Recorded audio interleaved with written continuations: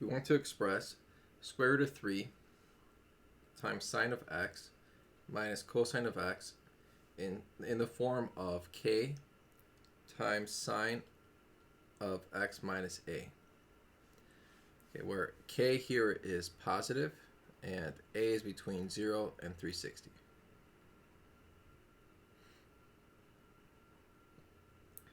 Okay, now sine of x minus a is sine of x times cosine of a minus cosine of x times sine of a.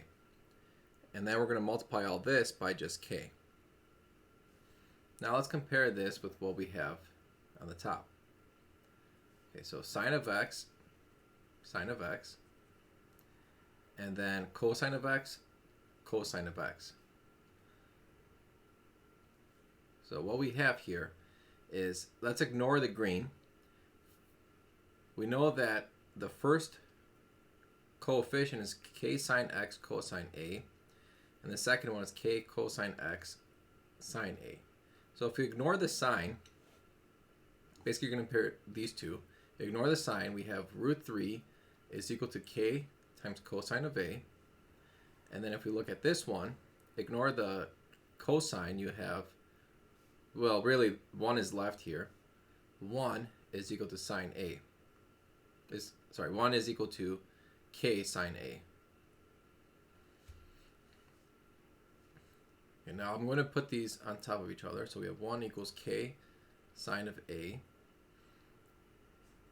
If I divide the top and the bottom, you get root 3 is equal to, well, k's are going to cancel, and then it's cosine over sine, which is cotangent a. And if you want, flip both sides and say it's 1 root 3 equals tangent over a. All right, so you just find the reciprocal. And then this, I can multiply the top and the bottom by 1/2. And so that's just 1 over 2, and then root 3 over 2 equals tangent of a. Now this step was optional to flip, by the way. You didn't have to. If you didn't want to, you could have just done this and then solve for a. So you can either solve it for cotangent or tangent. It doesn't matter. But it's more natural to work with tangent. So we know tangent is sine over cosine. So where is sine equal to 1/2, cosine equal to root 3 over 2? Well, sine and cosine are all positive, so it has to be in the first quadrant. So that's going to be somewhere over here. That's the 30 degrees. Okay. So A has to be 30 degrees.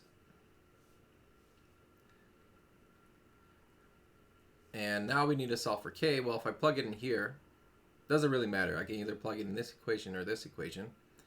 You have 1 is equal to k times sine of 30. Sine of 30 is 1/2. So that's 1 equals 1/2 k. So k is 2.